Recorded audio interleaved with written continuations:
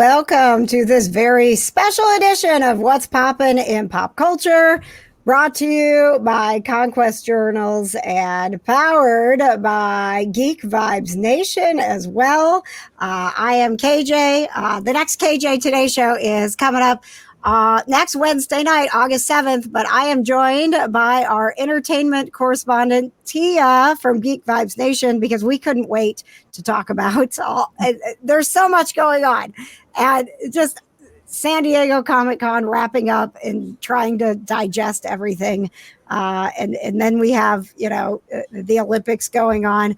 I'm just going to let Tia take it away because really, honestly, the reason we're here is because Tia texted me and said, can we do a What's Poppin'? Because there's just so much we need to talk about.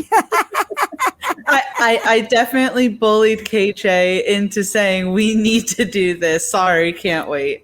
Oh, no. We need to talk about all the news coming out of San Diego Comic-Con. That sounds terrible. Oh. I was like, yes. Let's do it. Yes. And I mean, the Olympics are going on right now. I mean, I don't know about you, but I'm definitely someone who enjoys the Olympics. It's like the one time I'm into sports. Okay, yeah. So let's get into it. What's poppin', Tia, in the Olympics? I was trying my best to get a picture that wasn't overly grotesque, because if you know what this is about, it's like they obviously had some grotesque moments in it. So anyway, I'm just gonna go on. So the story that I want to talk about, I am a huge heavy metal fan, and the French band Gojira made its Olympic premiere. It made history, honestly, as the first metal band to ever perform during the opening ceremony. So awesome. It was so awesome. I was sitting there and I was like, this is so cool. I don't even know who this band is, but now I want to, obviously. But it's metal, and you have like Maria Antoinette, that whole thing, and then all of a sudden they're literally like, oh, it was so cool. It was so cool. I don't even know that I was literally in my living room standing up but headbanging while it was going on. That's how cool it was. And I mean, there were so many amazing moments to the opening ceremony to the Paris Olympics, but Gojira being the first heavy metal band was so awesome. I just loved everything about it. I mean, it was so, it felt a little bit like a hot mess at times. Like, we're so used to the opening ceremonies being very serious and in the stadium and very, prestigious. And Paris was like, let's party, dudes. It's spring break. Like that. It felt like the spring break opening ceremonies. And I was here for it. I was actually nervous because we had my family over and my nieces and nephews. This was their first opening ceremonies. And I'm like, gosh, if it was like Beijing or something like that, I mean, those were beautiful, but I'm like, I don't know that they're going to care. So I had my basement set up for them to like go down and play games and do whatever. And they were watching it. I mean, when they started, I'm like, wait a second, every country is coming in on a boat. Are you I kidding thought that me? was so cool. That was so cool. To me, it was as you said, it's very exciting to see all the different countries come throughout the stadium, right, and walk and wave and everything. But the boats was cool. The boats, yes, that was a cool touch. I do remember at one point I was like, wait, where are they going? Like, there's no stadium. Are they just doing drive-bys with the country? Like, what? I didn't even think about that, actually. Like, where were the boats heading to? Where were the boats going? Did the athletes get to get off the boats? Like, I had so many questions, but it was so fun. I loved it. It was so different from anything else. And I know it was a bit disjointed from what we're used to with the opening ceremonies, but it's going to be when they're outside doing it. It's pouring down rain. They're like coordinating so much more than what you do when you're in a stadium and you have all of the elements under your control. I thought it was fabulous. I agree. I liked so obviously they had the masked person jumping all throughout Paris with the torch and everything. And I thought they did a good job coordinating, obviously, the pre-recorded sections to the live sections. That went very well. And Celine Dion performed, and when people, even herself, thought that she would probably never sing live again. Yeah. So that was huge. Oh my gosh. It was the coolest. I couldn't even believe it. And then when they zoom out, right, and it makes you realize how big the Eiffel Tower is, because she's got a full stage set up there, and they zoom out and you can't even tell she's there. No, she was just a little blip. Yeah. And I mean, Lady Gaga just having a blast doing her thing. I loved every second of it. I thought it was a great opening. Again, as you said, it was maybe at parts a little disjointed, but fun, right? Something different. Yes, for sure. Yeah, it was very cool. So now, also, are you watching the games? So I'm not watching every single game, but my favorites are watching gymnastics. Obviously, Simone Biles is dominating everything. I like the swimming. I've enjoyed racing, track and everything. Yeah. So I try to watch where I can. The men's U.S. gymnastics team is doing phenomenal right now, and that makes me really happy. I did gymnastics when I was younger, so so I'm just really interested in that. Oh, I love the gymnastics. Listen, I am a bit older than you. And I mean, like, my first memories of the Olympics is the U.S. gymnastics team and Mary Lou Retton. And she was like a little tiny thing. And I was like, oh, I'm going to be a gymnast, you know? She was inspiring. I was not coordinated enough to be a gymnast, not one bit. But yeah, I enjoy that part. I'm not going to hide the fact that I think the Winter Olympics are far superior. Yes, 100%. Just because they have ice skating, that makes it 100% superior to me. I mean, the ice skating and all of the skiing, like, they're just like, it's almost the extreme games without saying it's extreme games, right? Like, it's pretty amazing. And then you've got the curling. I'm from Wisconsin, which is like the world capital of curling. And it's just like so random that we're all enthralled with people with a broom on the ice. When we first saw that, I remember, like, years and years ago, obviously my mom would be like, I could do this. I mean, anyone who's into curling, please don't get at us right now. Okay. Someone's going to be like, you don't understand. It's a very intensive sport. My family will come after you, Tia. I'm sorry. I couldn't do any of it. So hi, Michelle, by the way. Hi, Michelle. Paul says he is a curling fan. Michelle, thanks for the update. Men's team got bronze today, their first medal in 16 years. That is awesome. I mean, I could talk about the Olympics forever, but I know that's that's not really, everybody's like in the comments is like, can we talk about San Diego Comic-Con, please? Because that's basically what I told them we were here for. All right, what's up next, Tia? All right, so obviously San Diego Comic-Con was this past weekend. I mean, there was a plethora of amazing news that came out. I can't even begin to cover every single little thing. I mean, from the tiny but mighty Winona Earp Vengeance, the new upcoming 90-minute special on Tubi, getting a trailer, to the Penguin getting an update. But my thing is that I want to talk about, obviously, is The Boys had a panel, which obviously season 4 just ended. The Boys had a panel, And during the panel, it was confirmed that Jensen Ackles obviously will be returning for season 5, but he will be a series lead. And not only that, but they are doing a prequel show called Vought Rising that will have Jensen Ackles and Aya Cash return. Aya Cash played Stormfront in, I believe it was season 2, now that I remember, season 2 of The Boys. And it's going to take place in the 1950s. And it makes sense because there's a scene in season 3 of The Boys where Soldier Boy talks about being with, I forget the whole name, but it was the soup named Liberty, who was Stormfront. So clearly those two had a relationship. So we're going to see some sort of craziness in Vought Rising. I apologize. But Jensen Ackles is amazing. As he said, you can't get rid of him, and we don't want to. And Soldier Boy is unhinged and unfiltered, and Stormfront is a really crazy character, so it's going to be insane with the two of them.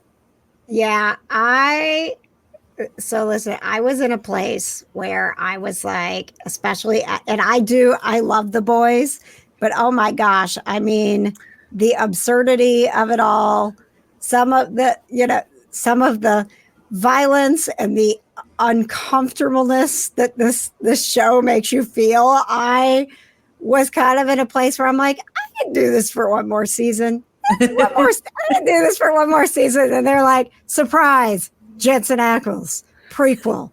You're going to keep doing this. And I was like, yeah, I am. You're right. Keep doing it. And I mean, you do also have Gen V. I don't know if you've actually watched Gen V yet.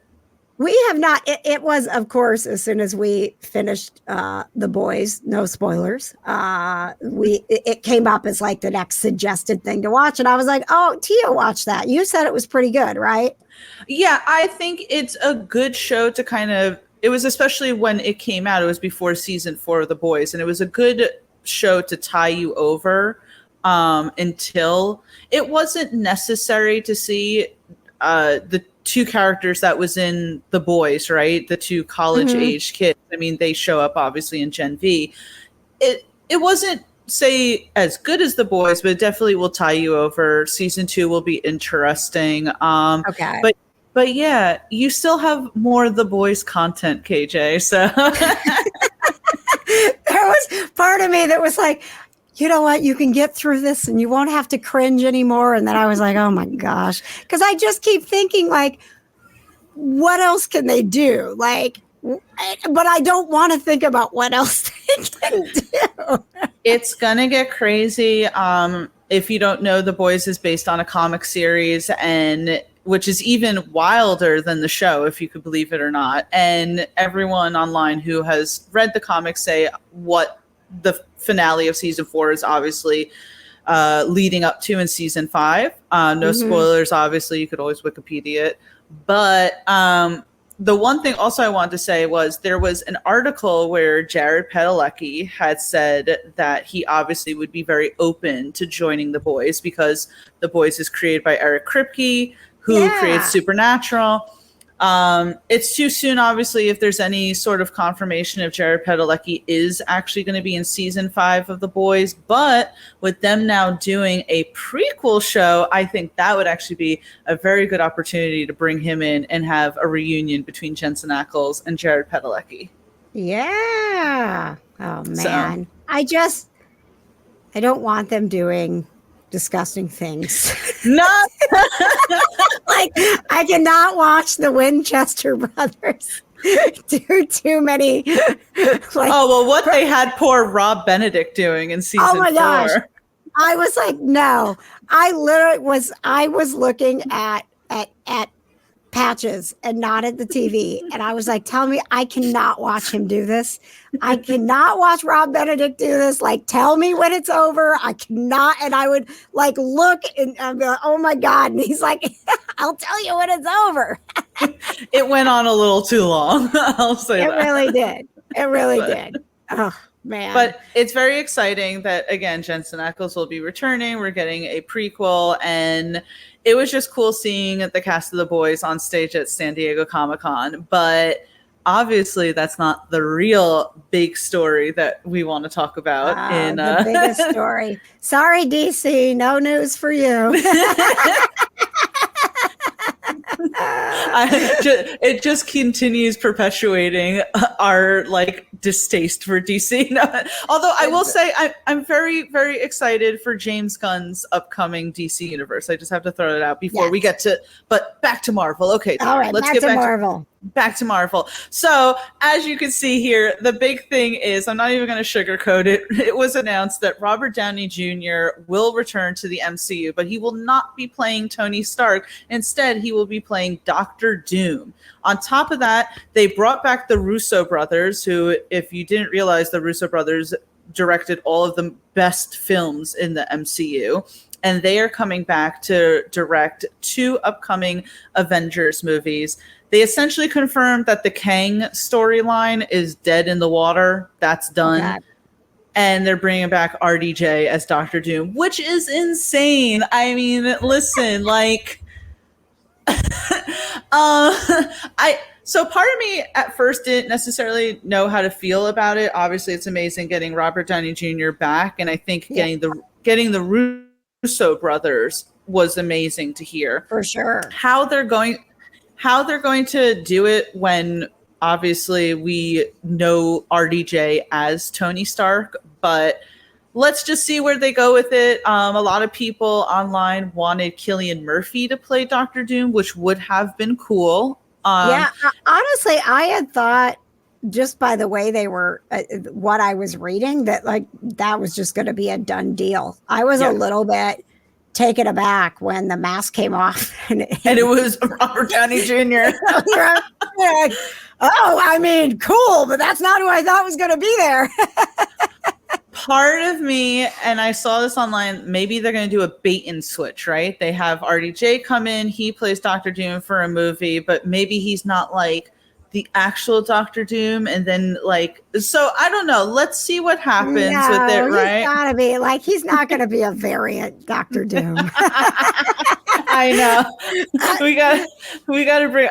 To me, this is how I feel about it, because we were talking about this a little beforehand, right? Where we don't want to be in the whole wheelhouse of the MCU is dead, right? But you're like, obviously things are a little up in the air. Kevin Feige was like, how do we get this back? All right, we got Deadpool out. Call up the Russo brothers. Call up Robert Downey Jr. Let's get this back on track. Yes. I love it. And I think, it's such a complex character. And I just watched, honestly, while I went to see Deadpool and Wolverine this morning. Fantastic. Amazing. But I went back and watched the X-Men movies this weekend. We kind of had those on, and then I had the Fantastic Four on last night because there was some, news about the Fantastic Four as well. Yes. And they put out some footage, which was awesome. I enjoyed those Fantastic Four movies. I know a lot of people didn't, and they thought they were a little too on the cheesy side. I don't mind, like, if that's how they want to make things. Like, I'm good with a little comic cheese once in a while. But I thought, I thought the representation of Doctor Doom was perfectly fine in the Fantastic Four. But this Robert Downey Jr. taking on the character is going to, I think he will make us forget he was Iron Man. Like, this is not, I think so. This is not going to be a comparison. This is going to be him showing just how incredible of an actor he is. And I honestly think if Robert Downey Jr. was going to come back into the superhero genre, I think this is a good way for him to do so, because, and now don't get me wrong, right? But obviously Robert Downey Jr. is getting older, so maybe there would be some physical limitations to continuing playing Iron Man. Mm-hmm. Doctor Doom is a lot more, meticulous, and all that stuff. I think it's a better sort of position for him. And I agree with you, KJ. I rewatched those original Fantastic Four movies a couple of years ago. They're great. I still like them.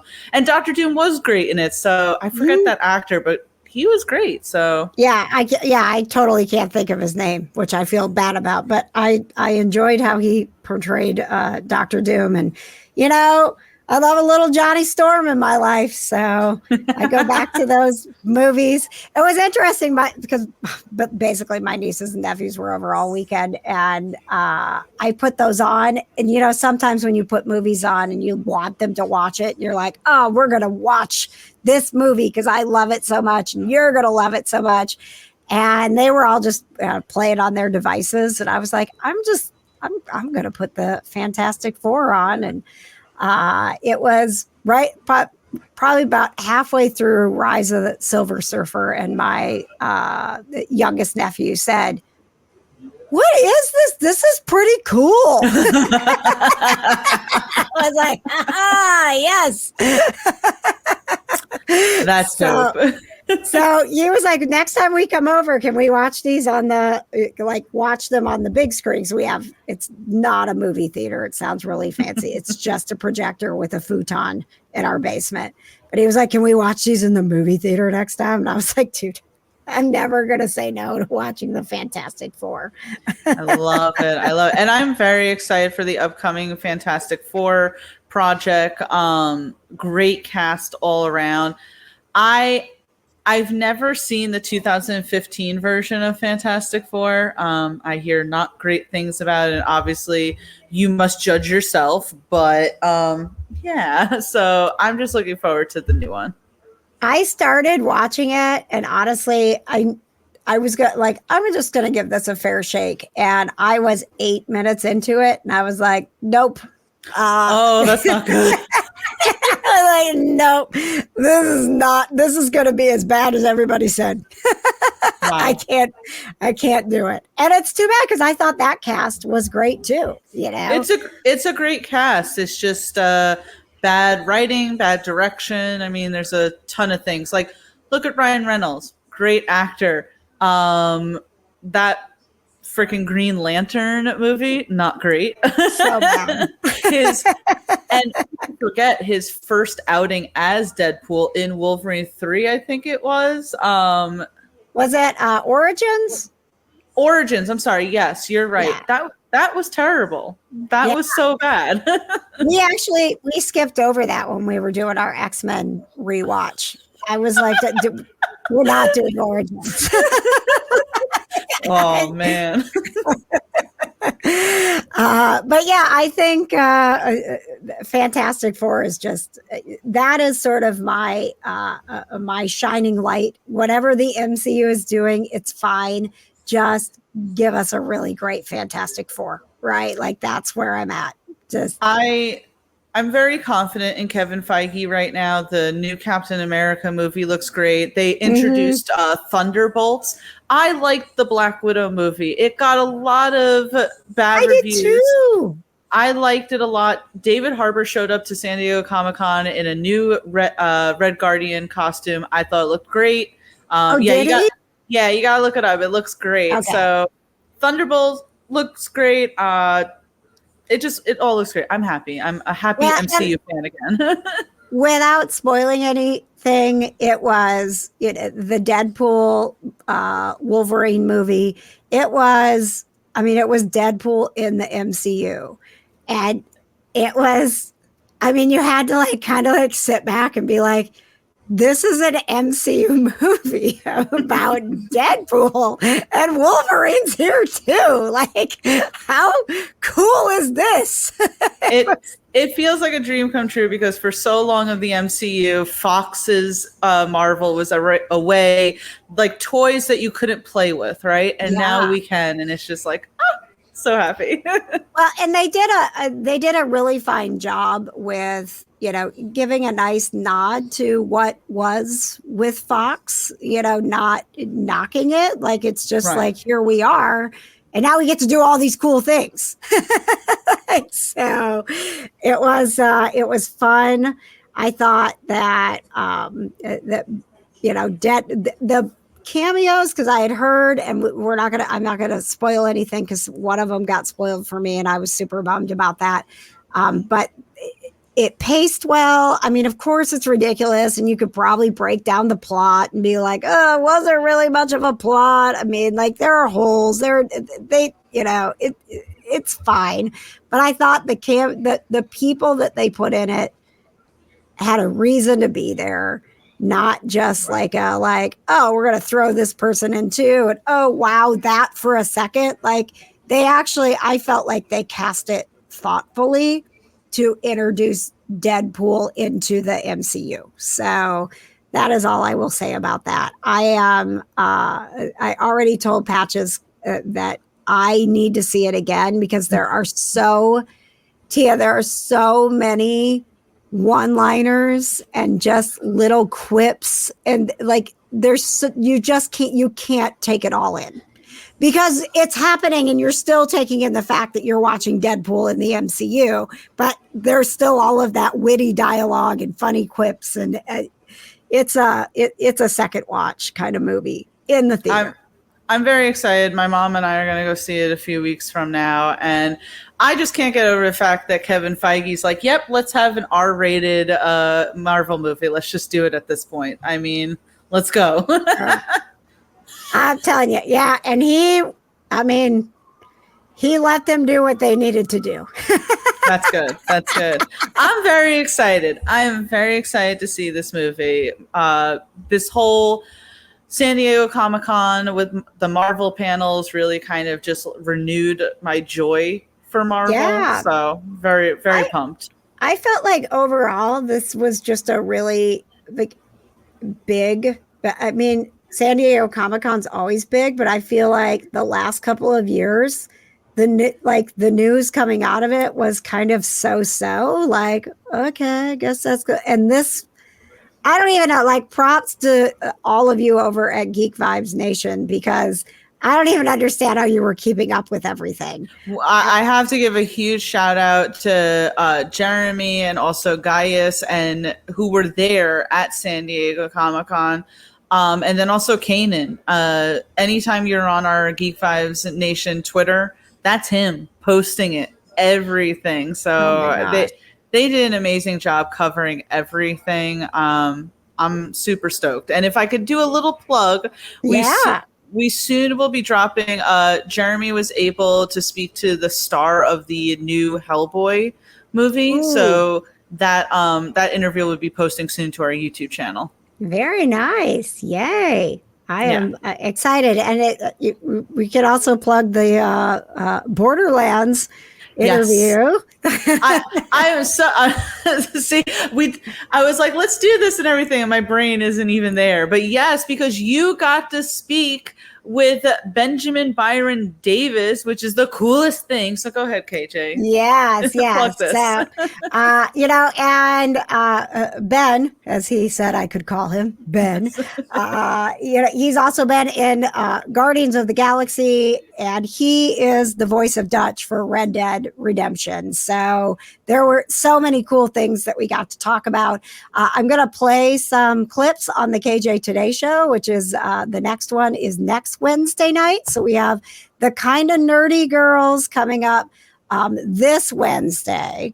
Yep. And then next Wednesday, the 7th, will be the full KJ Today Show with Tia. If you haven't heard, she's joined as a regular cast member of KJ Today. So I'm going to play some clips back from the Benjamin Byron Davis interview. But if you want to go watch it right now, honestly, he's just like a delightful person and super great energy. And he was so excited and fun to talk to about, creating Dutch for Red Dead Redemption, and then having it become a fan favorite, and then being on the other side of this fan favorite video game and having the pressure of having to play a character that people already love. It was an interesting, different take on, coming from one video game to the other video game.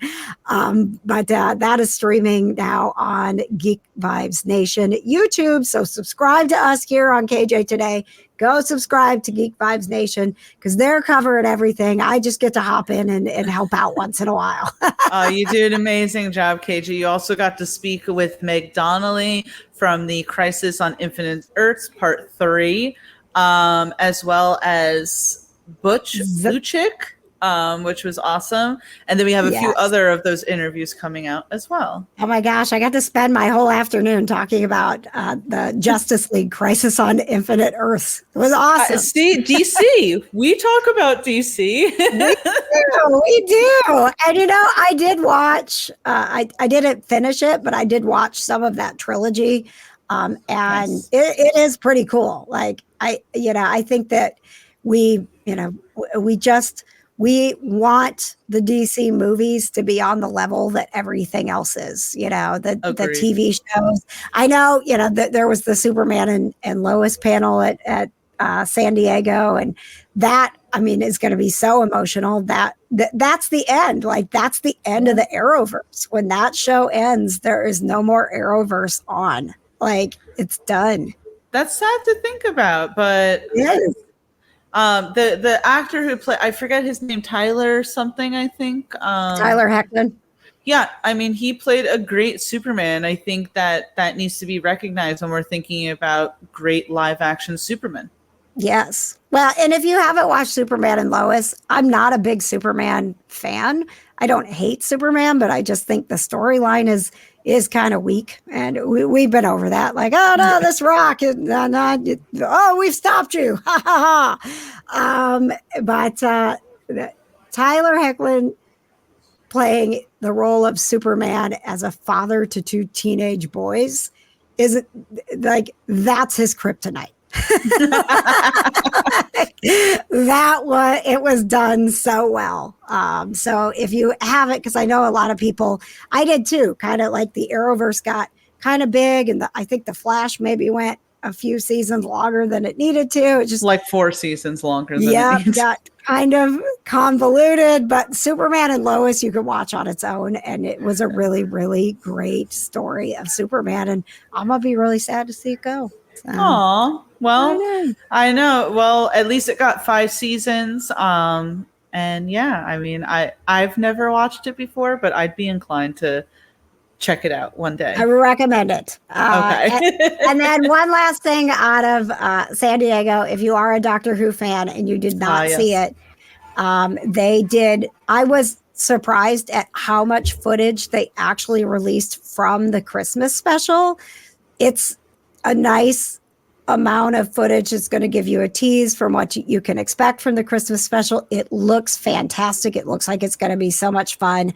And then they also announced the spinoff, which we'll talk more about this in the Kind of Nerdy Girls on Wednesday. I'm just going to say, like, of all of the villains, aliens that they could have picked to do a spinoff for Doctor Who, this is my least favorite. Oh no. I'm having a really hard time being excited about it. Oh, that's awful. I was like, wait, that's the spinoff? Okay. It's like, you better do something really good to sell me on this, all right? Yes, for sure.